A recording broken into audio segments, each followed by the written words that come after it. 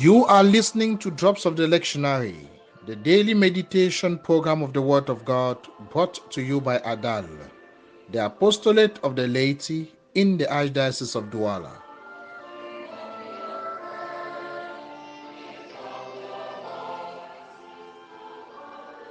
There is peace in you, Lord. I seek your peace as I reach out to your word to begin my day. Grant me the grace of peace in all that I do today and always for the greater glory of your name. Amen.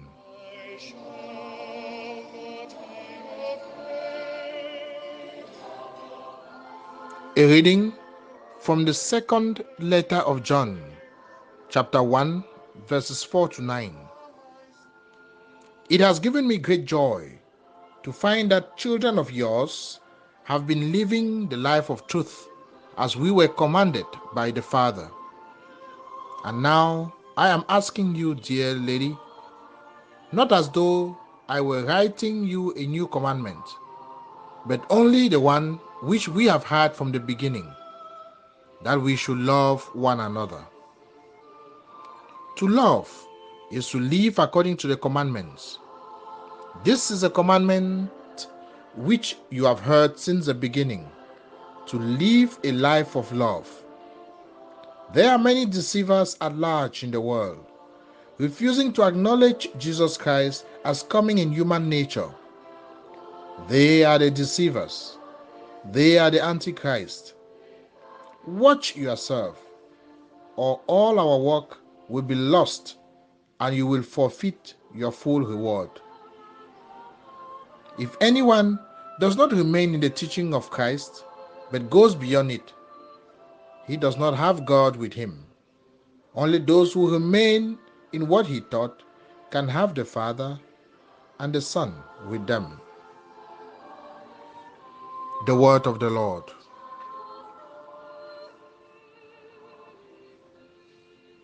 My brothers and sisters, we are reading today the shortest letter in the New Testament, the second letter of John, which is not even up to a page. It emphasizes two key points that Christians of all time must always remember and take seriously. Firstly, you cannot love God if you do not keep His commandments. Our relationship with God only begins when we start making choices about people, about things and places in our own personal lives based on what we have heard in His Word. Only then can we say that we have a relationship with God. So it is not enough to listen to meditations every day. It is not enough to put biblical verses on our status, on our desk. It is not enough to love Christian music, to sing them. It's not even enough to pray with passion and rain down fire. It is not even enough to go to church every Sunday or every day. Those are not Christian enough. All these attitudes should come from something deeper in us, from a life that seeks to live according to the requirements of the gospel. One of love. Love for God. Love for fellow men and women for the sake of Christ. Even love for the enemy, drawing strength from Christ Himself, who loved us when we were still sinners. Deuxièmement, il faut savoir prendre soin de sa foi et de la protéger des imposteurs. Voilà la deuxième leçon qui nous vient de la deuxième lettre de Saint Jean. Il faut déjà reconnaître la foi que nous avons en Dieu est susceptible à la déception, au mensonge de ceux qui donnent l'impression d'être pour Dieu et pour le Christ, mais ne le sont pas. Les antichrists. Ceci, Saint Jean écrit, Prenez garde à vous-même